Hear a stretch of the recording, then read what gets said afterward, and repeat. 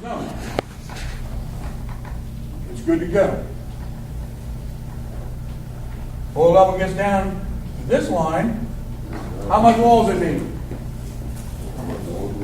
Yeah. Which line? Bottom line. Here's your oil level down here. It needs more oil. It needs to be low.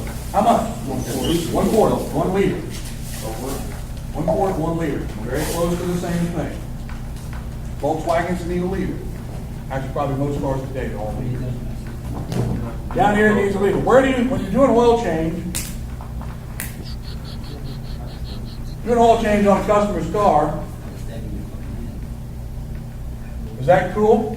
Is that safe? Is that the way you're going to give it to the customer? Why? What we shake this off? It's almost full. It's right here. Top it off. And what do you shake this off? Yeah. You know how they sell an oil change, right? Oil change is $29.95, includes up to 5 quarts of oil. Customer goes, you're ripping me off. I paid for an oil change. You didn't give me all my oil. They'll check. They'll fuss about it. Your job is to fill the oil up to the correct level. Correct level.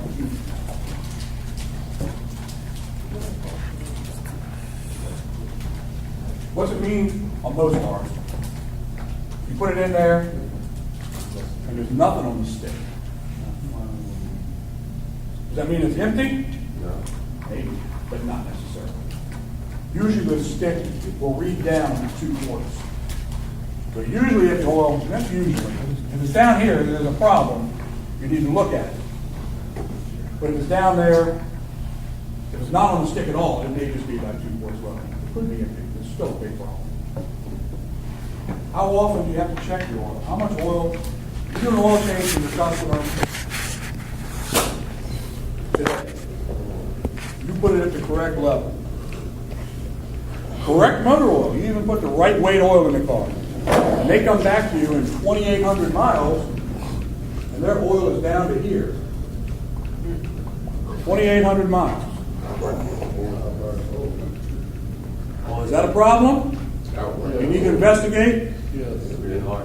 No, that's not a problem. The engines normally consume oil depending on the severity of the way you drive and the condition of the engine. But even a good engine, a new car that's broken in, running properly, is going to consume motor oil. Almost 3,000 miles a quart is not a problem.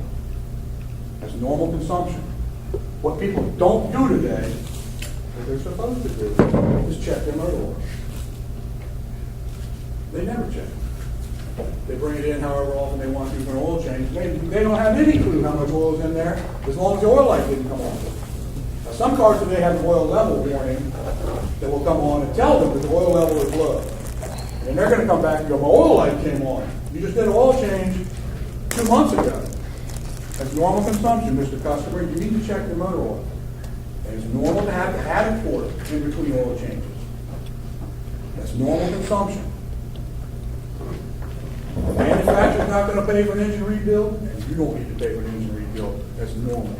You use motor oil. Oil pressure indicators. There are oil pressure indicators on the engine. Most of your engines don't have one. You just got a hole in the side of your engine where we're going to put a gauge in. You go to start your engine.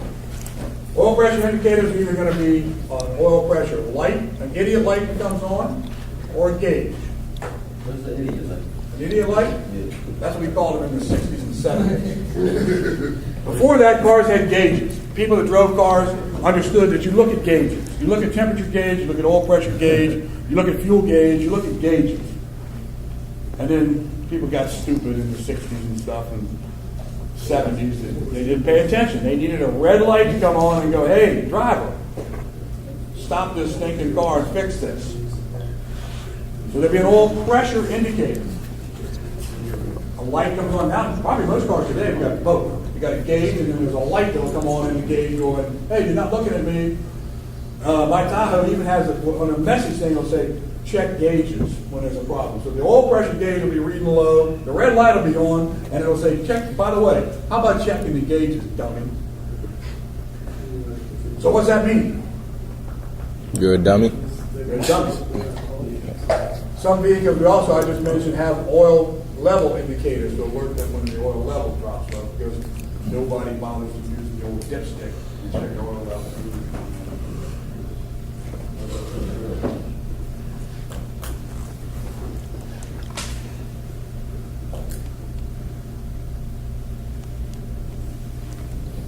Let's start thinking about diagnosis. I'm going to stop here in just a minute, but let's start thinking about diagnosis. Your customer brings a car in. The oil pressure gauge is indicating low oil pressure and the red light's on. They're a smart person. They towed it. I said, oh, this light came on. Because what does a red light comes on the dash mean? It's too late. It means stop driving the car. Damage has already been done. Same thing when you see a red light on a traffic light. Red means stop. Red light comes on the dash. Something is seriously wrong with the operating systems in this car, and it needs to be stopped and addressed. It's a tow truck. Yellow light, good decision. That's a warning. Check engine light. If it's running, I guess you can drive it. But a red light means stop. Red light comes on, the customer stopped, they brought it in, indicating an oil pressure problem. What are you going to check? Here's a ticket. Check my car. Oil pressure light on.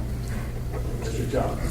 Now your mechanic brain's got to kick in. You think, where am I going with it? You're not going to pull the engine out and plastic gauge the bearings. That can't be step one. You're going to be spending a lot of time. Check the oil level. Yes. First step, check the level. Not enough oil might be the problem. Might be, maybe it's a little low, might be indicating some other problem. What about the condition? That oil's been in there for 18,000 miles. It's a good level. They've been adding oil to it, but it's all broken down. Maybe the oil condition. Oil looks correct level, brand spanking new oil. And the oil light's still on.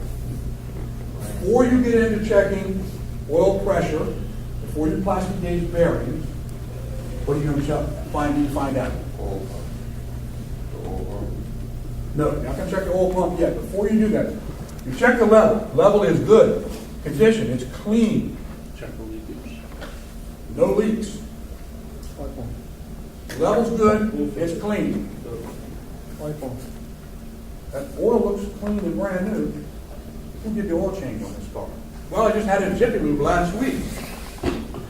My Chevy Tahoe was supposed to have 5W30, and the guy was in Honda mode, and he put 0W20 in my Tahoe. And that's my oil pressure problem. So, viscosity. Check the viscosity. How do you check the viscosity? Now, you can't really test the viscosity. You have to send it off to the laboratory to have it tested. So the only thing you can do here is a little bit of detective work. You just had an oil change. Where was it done? Can I see the receipt? The receipt should say the viscosity of the oil that was put in it. So at this point, if my level's good, my condition's good, and we don't know the viscosity, we're not sure, the first thing we do, even before we do an oil pressure test, is, Mr. Customer, we need to change your oil. We need to know that we have the correct level, in good condition, and we must know. That's the only real way to know for certain that the right oil is in that car, is for us to put the right oil in that car. And then we'll retest it. And doing an oil pressure test, thinking back to what affects oil pressure. We just changed the oil in the car. We want to do an oil pressure test. What condition must that engine be in to test oil pressure? It does have to be running. Very good. It also has to be operating temperature. Because if we tested the oil pressure at room temperature, it might raise the viscosity and raise the pressure and look like a good oil pressure test when it's not. So it needs to be operating temperature for an oil pressure test. I think that is a test question. All right, let's take a break.